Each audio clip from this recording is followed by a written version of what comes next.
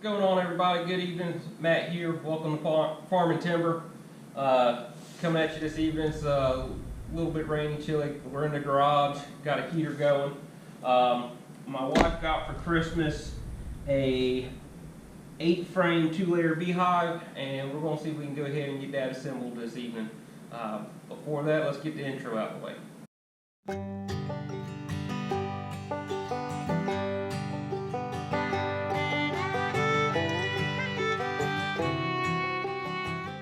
Alright, first thing I'm going to do, I've already opened the box obviously, but I'm going to pull the directions out and I'm going to take an inventory of all the stuff. I'm going to throw a time lapse in here and get everything spread out on the table here and see what we got.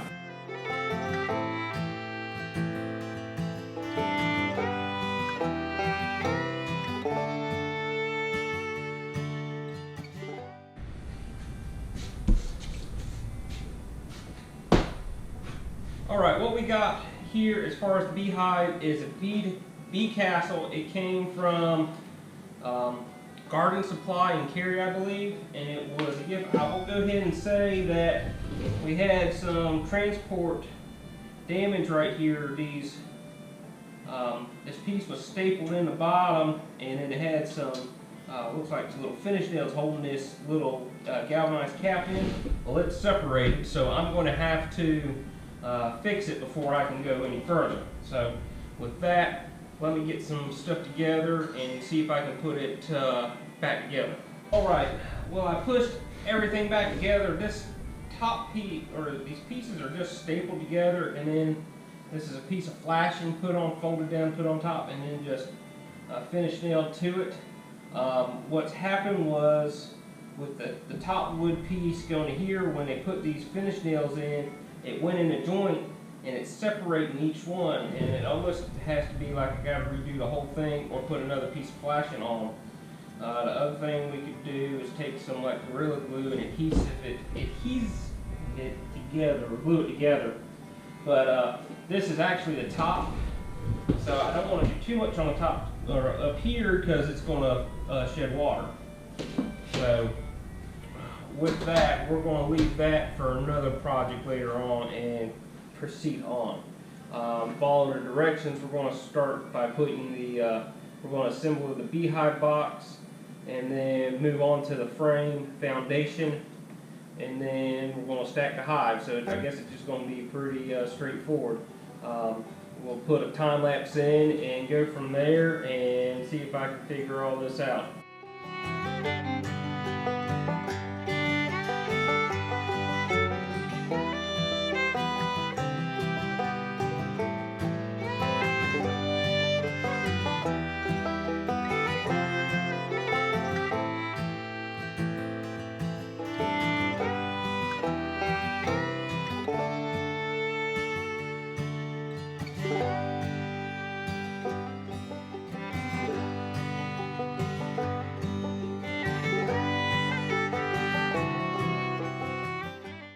Alright, well, I didn't quite understand the directions. They're kind of vague, but you get all the panels with the fingers in them and you match them up to site to height, and you might have to move them around, but then you push them together like you just saw on the time lapse, and then you take the screws and get a Phillips head bit and screw them in.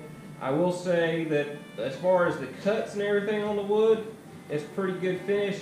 What you got to be careful with, especially if you're using a 20-volt screw gun like I did, if you run these screws in too far, you have a tendency of splitting these woods. So you kind of just bump them in until they draw everything tight and stop. And as you can see, some of these are not quite sunk down as much as one of these other ones, but I didn't want to have that. That one went a little bit further than I wanted to. I will say that these screws look like they're regular plain steel screws. They're not coated. We'll see down the road as whether or not they'll last around here. They'll rust out or not. If they get painted, they may be okay. I don't know if this thing's going to get painted or not down the road. We'll see what my bride wants to do. So we're going to go to the next step, is making the frame foundations.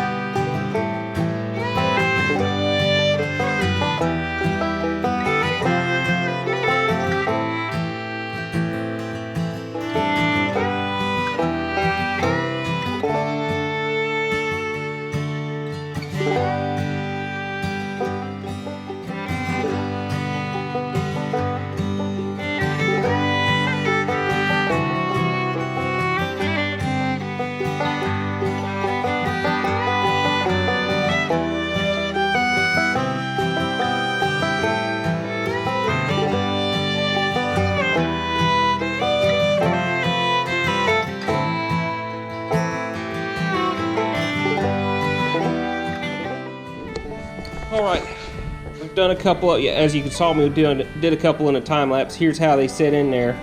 I was going to bring you a little bit closer to see how they go.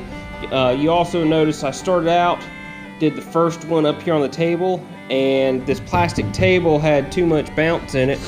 So what I ended up doing was putting them on the floor where it was on the concrete to give me where I didn't have much rebound in the table. But it's pretty simple. All right, as you just saw, these were put in there. I was going to go ahead and run one through on untime lapse. But you got these two pieces here that's got the groove in it, and your plastic honey or cone fits in there. And I've been putting the fatter one on the bottom, and then you have your fork pieces. I'm not sure what they're actually. They've got a name on it, but you got your short forks, and these are for the box that's called the medium box that's not that deep. And you're going to put them on this piece right here, and this piece on right here, and then put your cone in, and then you're going to take one of these pieces. This is actually the bottom, and I've noticed it was easier for me to start with the top down and do the bottom. Now, like I mentioned, I don't know if I mentioned a minute ago, but there's a lot of rebound on this plastic table. You kind of just fit it in like so, but then I take and put it on the ground and then put the little nails in. I'm not going to, it takes a little bit, so it'd be better to time lapse through that. So I'm going to go ahead and time lapse through, and we're going to put together the rest of these on a faster time lapse.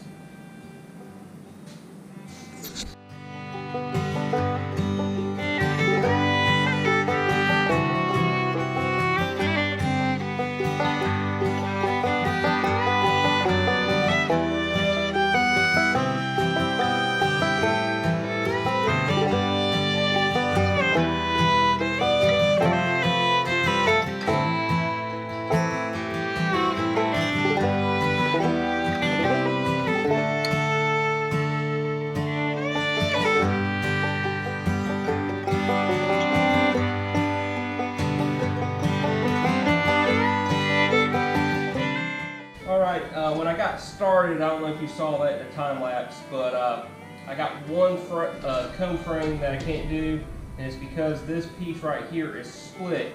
And what I'm going to try to do is take some Gorilla Glue, and I'm going to try to glue it back together, put a clamp on it, and assemble this one later. But for right now, we're going to proceed on full speed ahead and go from there. The best I can tell, all the hard parts have been done. Everything's nailed and screwed together. All we have to do is set this thing up and stack everything, and voila. So we'll let me get to that.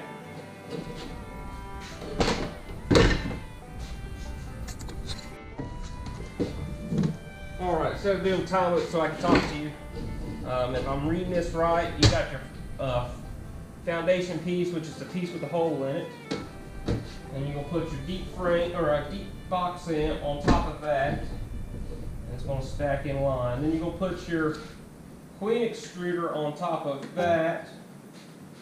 Then you're going to take your medium high frame and put it on there. And then you're going to put your inner cover on.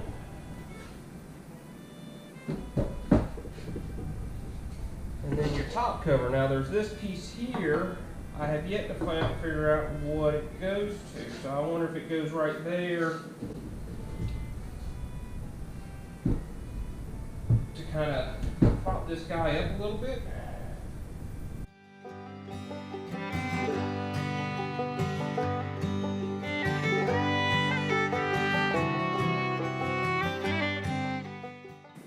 Unless this is the bottom board.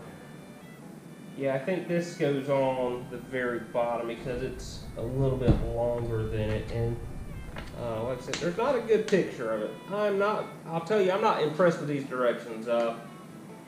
Bee Castle, you can do a better job on it. I'm going to play around a little bit with it and we'll figure out. I might have to do a little rummaging around on the internet. I'll put it on a time lapse and we'll go from there and see if we can get something that looks decent out of it.